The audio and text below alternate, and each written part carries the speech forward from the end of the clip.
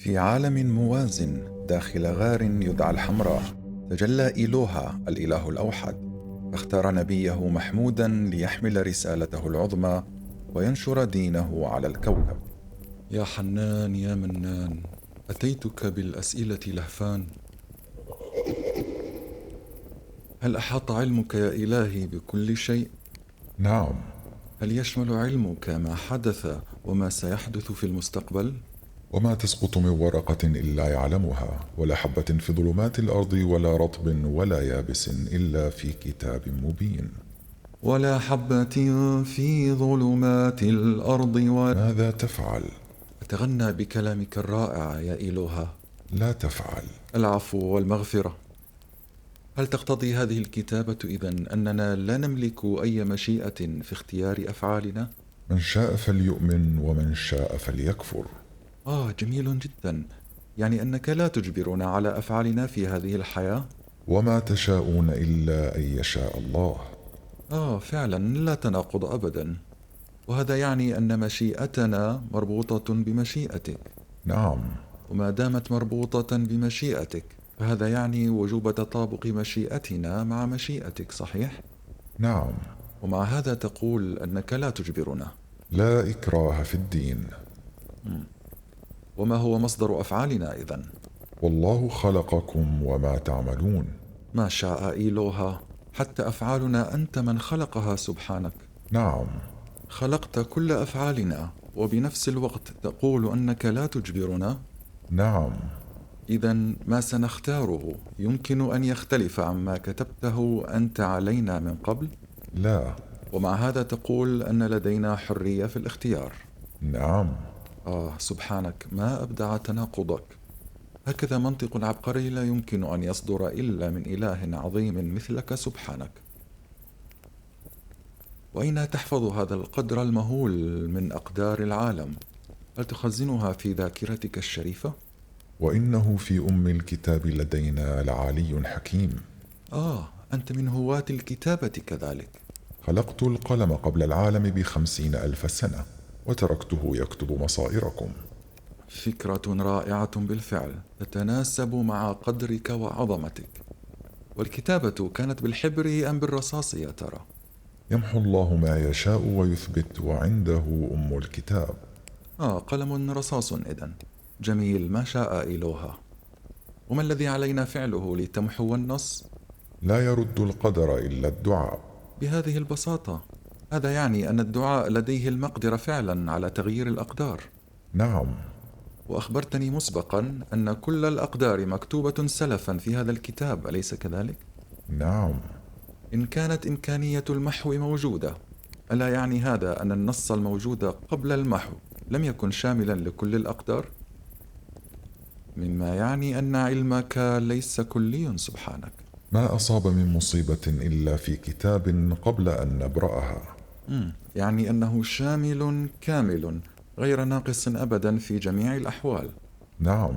وهذه الكتابة انقضت وانتهت منذ الأزل. نعم. جواب نهائي؟ رفعت الأقلام وجفت الصحف. وماذا لو كان إن أحدكم يجمع خلقه في بطن أمه 40، ثم يرسل إليه الملك فيكتب رزقه وأجله وعمله وشقي أو سعيد. يعني حتى الملائكة تكتب الأقدار وليس القلم فقط. هل هناك حالات أخرى؟ في ليلة القدر توزع الأرزاق. فعلا. أين سمعت هذا الكلام من قبل يا ترى؟ سمعت جارنا اليهودي حين كان يقرأ في كتب حاخامات اليهود أن الأقدار تختم مرة في العام في يوم كيبور المقدس. هل هذه مجرد مصادفة؟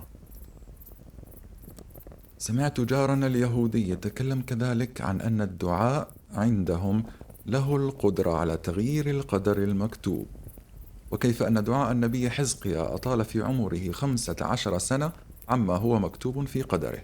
وذكر كذلك عن التلمود أن الملك يأخذ نقطة المني فيسأل الإله عن مصير هذا الإنسان، أضعيف أم قوي، ذكي أم غبي، غني أم فقير. لا بد أن تطابق هذا مع ما تقول يا رب هو محض مصادفة. أخبرني يا إلهة، أهذا كل شيء؟ يسأله من في السماوات والأرض كل يوم هو في شأن. إله أكبر. كل يوم تغير رأيك. الحالات الشاذة عن القاعدة يبدو أنها أكثر من القاعدة نفسها. اعملوا فكل ميسر لما خلق له. مطلوب منا أن نعمل في النهاية بالرغم من كل هذا. من سيدخل النار إذن ومن سيدخل الجنة؟ ما منكم من أحد إلا وقد كتب مقعده من الجنة والنار. حتى النتيجة النهائية كتبتها مسبقا. ولو شاء ربك لآمن من في الأرض كلهم جميعا. وعلى أي أساس اخترت الهداية للبعض؟ إن الله لا يغير ما بقوم حتى يغيروا ما بأنفسهم. تغييرهم لأنفسهم هو عمل. وقلت لي من قبل أنك أنت الذي تخلق أعمالنا، أليس كذلك؟ نعم. الناتج إذن أنك تغير حال الناس فقط حينما تقوم أنت كذلك بتغيير ما بأنفسهم. نعم. وتغييرك لأنفسهم وبالنتيجة تغييرك لحالهم كله مكتوب أزلا في كتاب. نعم. ومع هذا تقول أنهم ليسوا بمجبرين. نعم. كالعادة منطق مبهر يا إلهي يتعدى قدرات عقلي المحدود. لكن ألا تعتقد أنك تظلم الناس حينما تشويهم في النار وهم لم يفعلوا إلا ما كتبته أنت عليهم؟ وما ربك بظلام للعبيد. أبدا أبدا، ولا حتى قليلا. إن الله لا يظلم مثقال ذرة. سؤال أخير إلهي ومولاي، هذا الحوار الذي دار بيننا الآن هل كتبته في الأقدار أيضا؟ نعم. هل مكتوب كذلك أنني سأقدم استقالتي كنبي بعده مباشرة؟ نعم. يعني no hard feelings. إنا أعتدنا للكافرين نارا أحاط بهم سرادقها وإن يستغيثوا يغاثوا بماء كالمهل يشوي الوجوه. تعرف أني كنت أمزح بالطبع كما هو مكتوب عندك. ظل النبي محمود يتلقى من إيلوها إجابات لا تنتهي، إجابات تجمع بين النفي والإثبات، بين الحرية والجبر، بين الوعد والوعيد. وكلما زادت الأسئلة ازداد التناقض عمقا حتى صار المنطق معجزة بحد ذاته. وفي النهاية خرج محمود إلى قومه ليقول لهم: لا تحاولوا الفهم، فالفهم هلاك والنجاة في التسليم. آمنوا ولا تسألوا، فإن إيلوها لا يسأل عما يفعل وأنتم وحدكم المسؤولون.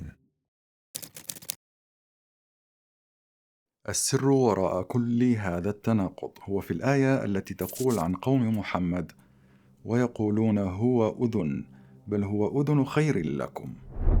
هنا يعترف محمد بأنه فعلا أذن، أي أنه كان يستمع لأساطير الأولين من حاخامات اليهود خصوصا، ويكرر ما يقولونه دون تفكير أو تمحيص حقيقي. فتارة يتكلم عن كتاب شامل لم يدع شيئا إلا وكتبه أزلا، ثم يأتي بحالات أخرى يكتب فيها القدر أثناء حياة الإنسان، وبفكرة الدعاء المغير للأقدار وهلم جرا. دعنا نقم بهذه التجربة البسيطة. حين نقول الله يعلم منذ الأزل أنني سأمد يدي الآن، فهل أستطيع ألا أمدها؟ إن قلت أستطيع فأنت تغير معلوما أزليا لا يتغير، وإن قلت لا أستطيع فقد سلمت بالحتمية. هنا تتناقض الضرورة المنطقية بالرغم من غياب الإكراه المادي، لكن الأولى تكفي لنقض الحرية المنتجة. إن الفعل الذي لا يمكن أن يقع على خلاف العلم السابق والثابت ليس فعلا اختياريا، حتى لو لم يمسك أحد بمعصمك. وبغض النظر عن هذا، فالآيات تقول بوضوح أن ما كتب في اللوح المحفوظ يحدد كل ما يحصل في هذا العالم. فالله خلق البشر وخلق أفعالهم كذلك، فالمسألة ليست علما إلهيا فقط، إنما إقرارا بالتحديد المسبق لأفعال البشر ومصائرهم. من المفهوم أن تجازي الدولة الحديثة المذنبة حفاظا على النظام، لكن حين نضيف جزاء أبديا يستند إلى استحقاق لهذا الجزاء نابع من اختيار حر، يغدو لزاما أن تبرهن هذه المنظومة على حرية حقيقية منتجة للفعل. عدا ذلك لا يكون الجزاء الأبدي عقوبة على مسؤولية شخصية، بل مجرد تنفيذ لما كتب مسبقا منذ الأزل. حاج موسى آدم فقال له: أنت الذي أخرجت الناس من الجنة بذنبك وأشقيتهم. قال آدم: يا موسى، أتلومني على أمر كتبه الله علي قبل أن يخلقني؟ قال رسول الله: فحج آدم موسى.